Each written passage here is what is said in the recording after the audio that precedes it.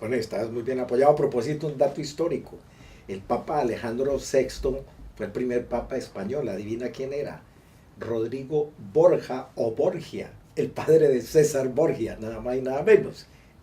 Y eso también de pronto, si escudriñara uno al fondo en la historia, porque lo que te va a preguntar es, ¿crees que le cobraron, especialmente existiendo un papa español, y en esa época era muy fuerte la religión católica con los reyes católicos, como lo mencionaste antes, le cobraron un poco ese antecedente? Le pasaron llamémoslo así? factura, decimos nosotros. Correcto.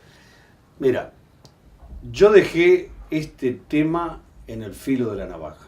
Yo creo que aquí hay varias cosas y una de mis frustraciones, y debo expresarla, es que no he podido encontrar un joven o una joven investigadora que quiera hacer un doctorado y se dedique a la vida de Arturo Phillip y las conexiones con Uruguay, con Brasil, con América Latina, con Cuba y con Australia y sus contribuciones. Esto es un tema maravilloso para hacer un doctorado, inclusive de dos estudiantes, uno de un lado, del otro lado de esta región y otro de aquí. Sí. De aquí de allá, como diría Cortázar.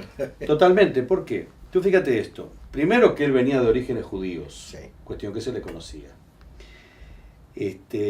Segundo, que él estaba haciendo campaña contra el esclavismo, porque en algunos de sus viajes que había realizado, se encuentra y enfrenta la brutalidad del esclavismo y se compromete a hacer campaña contra el esclavismo por el resto de su vida. ¿Y qué estaba haciendo en Brasil o en Río de Janeiro?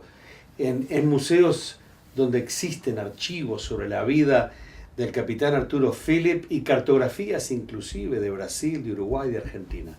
¿Qué estaba haciendo este hombre ahí? Estaba haciendo campaña contra el esclavismo.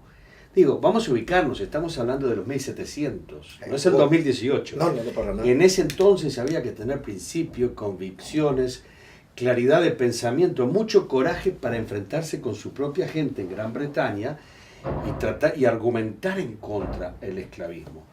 Por eso entonces yo creo, sus orígenes, su campaña contra el esclavismo, su participación en todos estos eventos, quizás, pero esto es digno que lo haga un investigador mucho más serio o más seriamente, quizás le hayan pasado factura, como decimos en buen castellano, y por lo tanto en este país aún todavía no se le quiere reconocer, que ha sido otro capítulo del trabajo parlamentario aquí.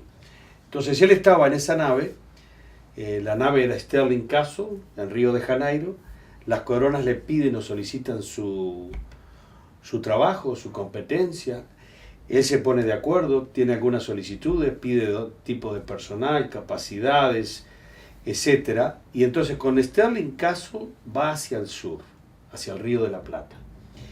Y cuando llega al Río de la Plata, no sorprendentemente para nosotros que venimos de esta región, que es un cementerio de naves, es un paraíso para los exploradores y los buceadores y todos los que se dedican a hacer este tipo de cosas, el hombre enfrenta dificultades, su personal libre, entre comillas, se enferma, solicita ayuda a los soldados de a bordo, no le dan esa ayuda que él necesita para poder entrar al Río de la Plata y llegar a Colonia do Sacramento, y por lo tanto solicita ayuda a los entonces convictos. Y esos convictos son quienes le ayudan para que el hombre pueda llegar a Colonia de Sacramento, y ahí entonces, donde caía el Tratado de Tordesillas, defender los intereses de las coronas respectivamente. Hay que entender, y siempre están mencionando algo muy interesante. Eso hay que hacerlo algún día, Telmo, lo de escribir la verdadera historia o la otra historia. No solo de este país, sino de muchos, incluyendo los nuestros, ¿no crees? Por supuesto. Pero los que escriben la historia son los ganadores. Y aquí los ganadores fueron los anglosajones protestantes. Los perdedores fueron los católicos y las otras religiones. Y esa ha sido una gran lucha de este país. Porque tú sabes que el único y el primer ministro de origen católico fue nuestro primer ministro de la socialdemocracia, Paul Keating. Escuela pública, no había hecho el secundario ni universidad, de origen católico. En fin, ser primer ministro de este país. Entonces, otros temas.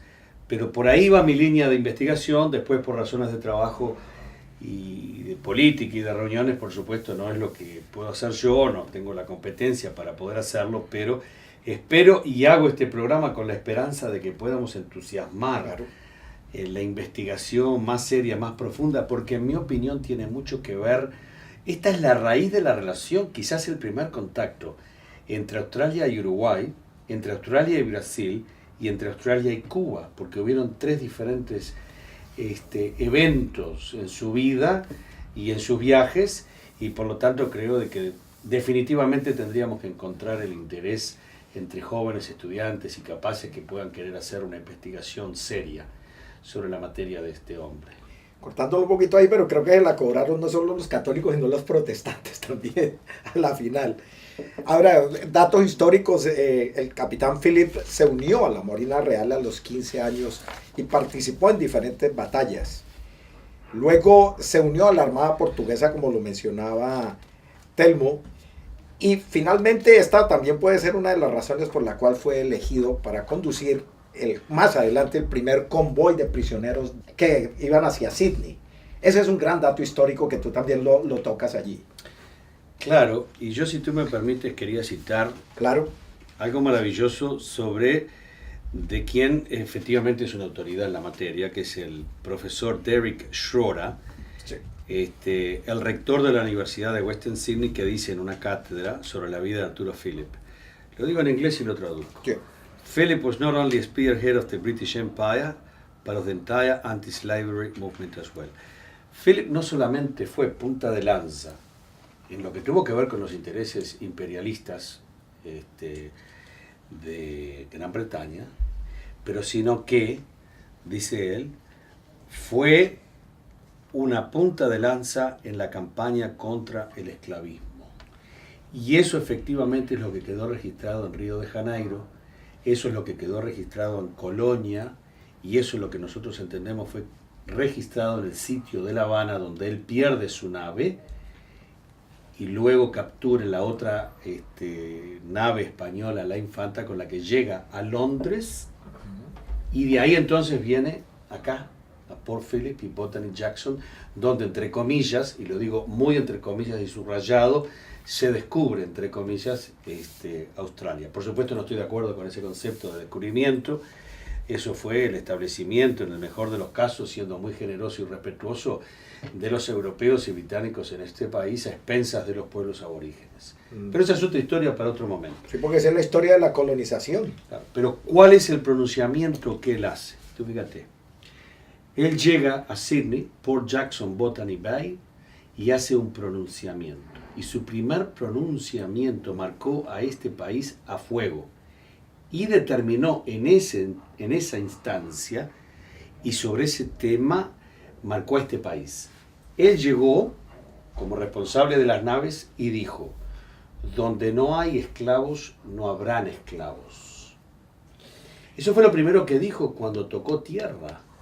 Y sin embargo, y ahí está mi queja, si se quiere, dentro del Parlamento, ¿cómo es posible que generaciones de australianos estén educados aquí en escuelas primarias, secundarias y universitarias y virtualmente nadie, inclusive mis colegas parlamentarios aquí, conozcan este importante pronunciamiento? Porque en este país no hubo esclavos.